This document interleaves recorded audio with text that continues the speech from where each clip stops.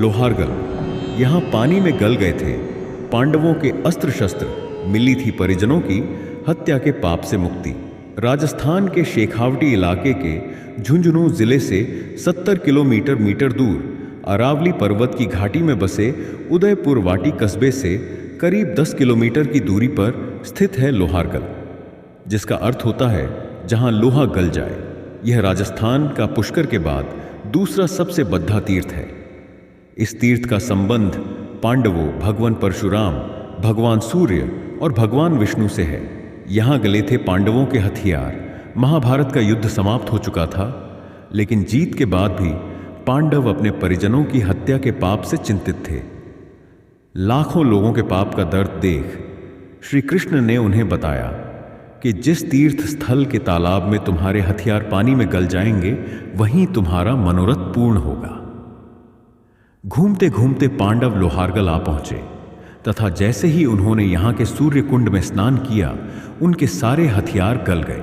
इसके बाद शिव जी की आराधना कर मोक्ष की प्राप्ति की।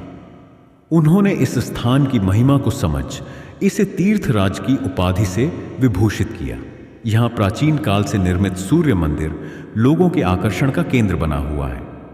इसके पीछे भी एक अनोखी कथा प्रचलित है। प्राचीन काल में काशी में सूर्यभान नामक राजा हुए थे, जिन्हें वृद्धावस्था में अपंग लड़की के रूप में एक संतान हुई। राजा ने भूत भविष्य के झाताओं को बुलाकर उसके पिछले जन्म के बारे में पूछा।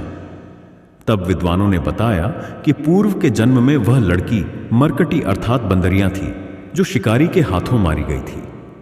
शिकारी उस मृत बंदरियां को एक बरगद के पेड़ पर लटकाकर चला गया, क्योंकि बंदरियां का मांस अभक्ष्य होता है।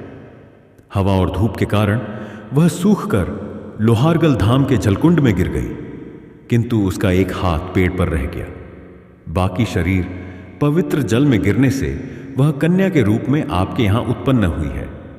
विद्वानों ने राजा से कहा, आप वहां पर जाकर उस हाथ को भी पवित्र जल में डाल दें तो इस बच्ची का अंपगत्व समाप्त हो जाएगा। राजा तुरंत लोहारगल आए तथा उस बरगद की शाखा से बंदरिया के हाथ को जलकुंड में डाल दिया, जिससे उनकी पुत्री का हाथ स्वतः ही ठीक हो गया। राजा इस चमत्कार से अति प्रसन्न हुए। विद्वानों ने राजा को बताया कि यह क्षेत्र भगवान सूर्य देव का स्थान है। उनकी सलाह पर ही राजा ने हजारों वर्ष पूर्व यहां पर सूर्य मंदिर व सूर्य कुंड का निर्माण करवाकर इस तीर्थ को भव्य रूप दिया। यहां भगवान विष्णु ने लिया था मत्स्य अवतार। यह क्षेत्र पहले ब्रह्म क्षेत्र था।